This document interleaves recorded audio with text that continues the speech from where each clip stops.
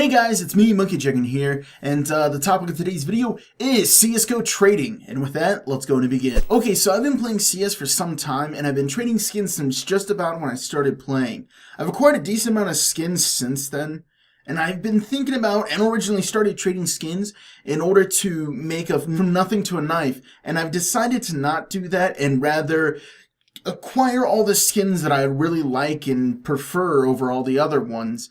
And since then, I've kind of accomplished that goal, and a lot of people have been asking me, how did you do that? And I've given out my few tips here and there, but I think it'd be better just to instead point to this video and share my little tips that I have with the world. So, yeah, let's get this thing going. So the first thing that I want to talk about is getting money. Your original starting point, whatever it may be, whether you bought some skins or you bought keys, or you bought cases and keys and you wanted to unlock things, or whatever you wanted to start with. One of the cheaper ways that I actually started with was I've been playing on my computer for a really, really long time, and I've collected a decent amount of those Steam trading cards that you can break down into gems to upgrade all this to whatever. I don't even care about that much for the gems, so I haven't looked into it. I've acquired a ton amount of these things, and I sold them, all of them that I had, and I got roughly around $5 in total for them all. Yeah, I sold that many. And for those of you who don't know, they sell for 8 cents. So, well, most of them do.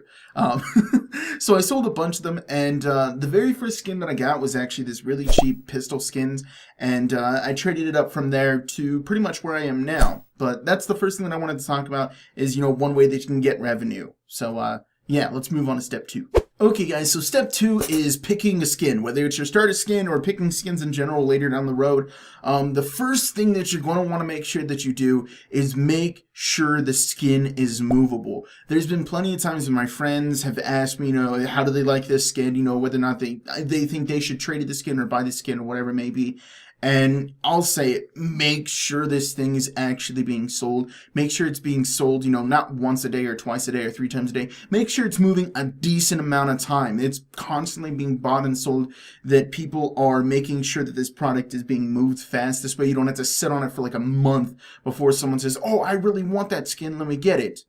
And, yeah, just make sure it's movable. Another little side note in there is make sure it's desirable too. This, although they may sound similar, sometimes, a skin is very expensive, so it doesn't move fast, but it's highly desirable. That's another feature. That's something that you're going to be looking for kind of down the road. And also kind of coinciding with that is when you're getting a skin, try to avoid battle scarred and well worn. Although sometimes trading into those skins when they're very expensive is an entirely different thing.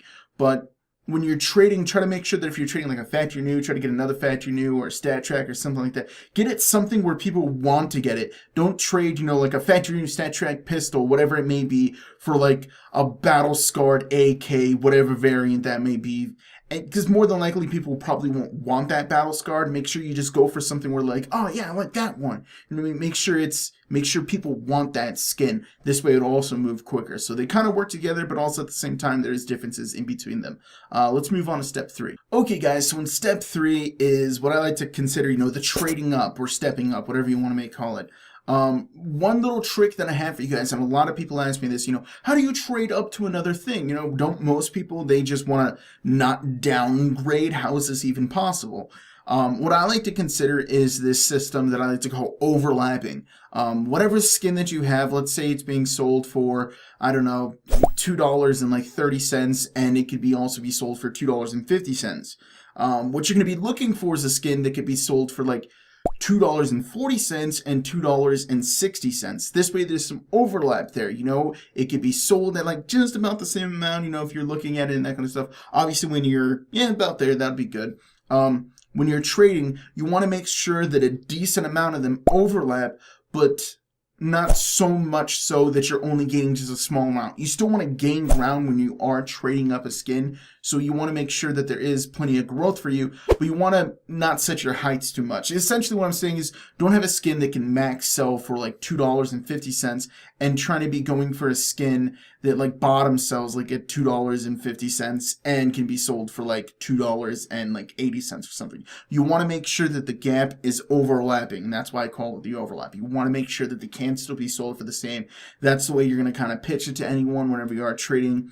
that, you know, hey, look, our skins can be sold for the same thing. And they'll be like, yeah, you know, I want that skin. They do go for the same amount, you know, F it, let's do it. And that's your general audience. You're looking for the F it, let's do it. So, yeah, that's my one thing, is make sure that it's overlapping. And the second part to all this is watch the trending whenever you are doing this thing, because if you do find a skin that's overlapping, make sure that the trend isn't that the skin you're trading up to is going down. You want to make sure that it's either steady or going up slowly or something like that. You want to make sure that it's not something that's just going to like tank really fast, or it is going down slowly. I've made that mistake before. I've seen a really expensive skin that was kind of trending downwards, and I thought it was going to tail off, and I jumped ship and got that skin while I gained like, I don't know, like $1 or something, the guy. And, you know, I tried to trade it and I couldn't trade it for anything. And in the end, I lost like 50 cents. I had to like trade it to someone else. And I essentially lost 50 cents on that trade. So make sure that you don't jump at a deal that a skin's more expensive. Just make sure that it's not trending downwards. That's something that you want to avoid. Okay, so step 4 is pitfalls, things that you want to watch out for and things that you want to avoid. The first one is going to be bad trends. Like I just talked about, you want to make sure that nothing is trending downwards. You want to avoid that. Make sure that you're kind of watching the overall sense of way the skin is going. So with that being said, step 2 is bad wares. And this is something that you'll find a lot that people do. They'll see that there's a skin on sale and they'll buy it, or, you know, that looks decently cheap and they'll buy it. And what it basically is, and what I'm trying to tell you to avoid, is there'll be like battle scarred, well worns, and field tests. It's all being sold for just about the same, maybe 50 cents in between them. I'm talking more like $5, $10, $15 skins, you know, up there, you know, when 50 cents doesn't really matter. And they'll all be selling for just about the same price, and someone will be trying to trade you a battle scarred version of that skin when you could probably get the field tested one. You don't want to trade to that battle scarred thing, even if it is a little bit of an up bid for you. If you're trading up, you know, like 25 cents or something like that, you probably still don't want to trade there, because I know I avoid those trades and my friends avoid those trades. Those are, I wouldn't consider this scams, but it is really easy to not want someone to trade. Because, okay, let's put it this way. If there's a battle scarred skin of an AK that's really valuable or something, let's say it's a $10.20, and then there's a field tested of that same skin and it's $10.60, you would rather go with that 60-cent skin than that freaking 20-cent skin, right? I'm talking about the $10.20, $10.60. And that's what I'm trying to tell you. You want to avoid those wares when they're like all the same. For the most part, field tested and minimum wear and factory new will have a big enough gap. But those battle scarred, well worn, and field tested usually be somewhere near each other on some skins. Other skins will be spread out, just be the same as the field test mid wears and factory new. So watch out for that. The next thing that I want to warn you guys about is slow to move. And this is something that I talked about before, but sometimes you'll find a skin that's expensive in some regard, but it is just really, really hard to move. It is only being sold maybe like once, twice a day, sometimes even a few times a week. It's not really being sold that much. And a lot of people will try to trade you this really expensive skin for, you know, an up bid of like $1 or something like that. And it's really, really hard to move. And most of the time, the one that I'm trying to avoid you guys, or warn you about to avoid, is the one where it is slow to move. So it's selling ever so often. And usually it has a really wide range of like whatever would be sold for. So you usually want to avoid these skins, because for the most part, the reason why they're not selling that much is because no one wants them. And one version of this that I'm also talking about is usually souvenir skins. They're usually selling, you know, ever so often, and they're usually selling for more than normal. So avoid those skins if you guys can. The next thing I want to talk about is wide ranges. This is where something is being sold from like $5 to $7. It's being sold and bounced around like crazy all over the place. You usually never want to trade into something like that, because it'll be hard for you to trade up and out of it, because normally people will just follow the graph of like, what does it average out at? Okay, it averages out like at $6 here. So usually that's what you have to trade for. You could try to trade out of it, but it'll be really tough, because a lot of people say that it's not worth it, and I'll agree. You usually want to get a skin that has a decent range. That usually has a variant, you know, depending on the level of skin you're at. Obviously, the cheaper the skin is, you know, the smaller that range will be. The more expensive the skin, the wider the range that'll be. So when you're up there, usually you want to keep it within like $1 or so. When you're cheaper, usually between like 50 cents and then even cheaper, like 25 cents or something like that. So you want to make sure that it has a decent range of when it is being sold. This way, it's not once again, like a pitfall when you trade into something that's being sold for a wide range of values. It's hard to move that product. And the last little thing that I want to kind of warn you guys about is stickers. A lot of people will tell you, oh, my sticker could be bought for $1, for $2, $5, $6, and sometimes it'll even go up to like $60 to $50, depending if you're getting those rare stickers. And for the most part, and me, my friends, we really don't pay for stickers. We don't trade for stickers. So if you have a skin that's worth like $2 and then someone messages you and says, oh, dude, I have this 50-cent skin, but it has a $5 sticker on it, so it's worth like $6. You want to trade? And no, just avoid it. Tell them, or just flat out say, I don't add money for stickers or whatever. If you have the sticker by itself, that's something different entirely. If they want to trade you the skin and the sticker on the side, that's something entirely different. You guys can decide whether or not you want to do that. But yeah, if a sticker's on a gun, for me, it loses all its value. I don't pay more for that whatsoever. So yeah, let's move on. Scamming and what to watch out for. The first one that I want to talk about, and probably the most common one that you'll run into, is fake accounts. Most of the time what will happen is they'll message you to say add me, or they'll write you a post somewhere, or they'll write on your account and leave a message saying, hey man, I like your skin, hey, you want to trade for mine? And then they'll link you somewhere, and then you click onto it, and usually lead you to Steam on some website, and it'll say, oh, to view the skin, just sign in. And it'll look just like Steam and everything else, and then people, if you try to sign in, it's a keylogger. They'll have your account information, they'll sign in, and within, I think, like a week or two, depending on how long it takes, they'll be able to trade away your skins and, like, delete your account and stuff. So do not pay attention to those fake accounts. If someone says, hey, you want to trade with my buddy, or hey, what do you think of this skin, or something like that, no, that's not at all. They'll tell you what the skin is.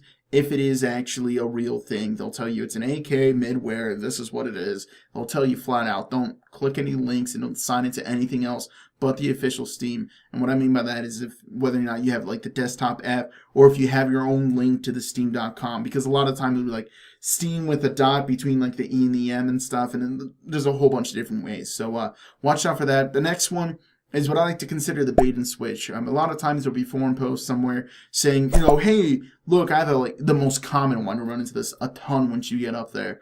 I have an atomic alloy factory new. Please trade me, I want to do it fast, trade offers only. And then you click the trade link and you go to trade with them, all they'll have in there is like a battle scarred or a well-worn, and you just lost like $10 there. It'll be an incredible amount of money that you lost. So watch out for those whenever they say, hey, this is an amazing skin that I'm trading. When you click it, make sure to check your wear. Hover over the skin inside their thing, click the little arrow, and it'll take you away, or it'll open a little dial box, and click, check on community market, and it'll tell you the wear there. Make sure you hover over it, check every single time before you click that accept button when you're getting ready to trade. So yeah, watch out for that bait and switch. The next one is kind of similar but a little bit different, is what I like to call quick swapping. And essentially what it is that if you accept someone's friend request and you guys go into a trade window, this way you guys can trade, and you put your skin in there, he puts his skin in there. One common thing that happened, and it even happened to me, is he put his skin in there, and he said, hey, what do you think of this one? And I clicked it, check the wear, and I went to the community market, and what happened was it pulled up above Steam and showed me the graphs and everything. And while I was in the other window looking at it on the market, he switched it with the worst wear of that skin, and I accepted the offer, and we traded, and, I got scammed. But yeah, watch out for that one too, because that's one common one that people will also do, is they'll swap it out at the last second when they tell you to, like, hey, check the wear, or what do you think of this one, or something like that. They'll have you like tab away somewhere. This way they can quickly swap it. So pay attention to that. Okay, so step 6 is where to trade. And the most common place that everyone trades skins is CSGO Lounge. This is where I personally trade my skins. It's essentially a third-party website where you're able to post, hey, I'm looking for this skin, or, these for these keys and all that kind of stuff. It's a very common place. Most people do use it, and it's one of the places where you'll probably get that bait and switch scam that I was talking about earlier, where someone will say, hey, I'm offering this really nice skin, click my trade link, and you'll do this. So watch out for that kind of stuff. But yeah, CSGO Lounge, it's a great place to post on trades that you're looking for. It's where pretty much everyone I know goes for trading skins. So yeah, that's the only place that I can really recommend. There's other different things where they'll like say join a Steam party for this, or forum posts here or there, and there's a lot of other places out there that I don't really care to know about. I mostly just post and focus on CSGO Lounge because it's the most common place people play. Or not so much play, but, well, I guess play in a way because you're playing for skins. Well, not really playing for skins, but you're playing people to get their skins. But, yeah, that's the place that you want to go in order to trade skins. But yeah, guys, that's the end of the video there. So, like the video if you liked it. Maybe share with your friends if you think they'll find it helpful or informational. And, yeah, I'm Monkey Jing. So, the guy. Peace.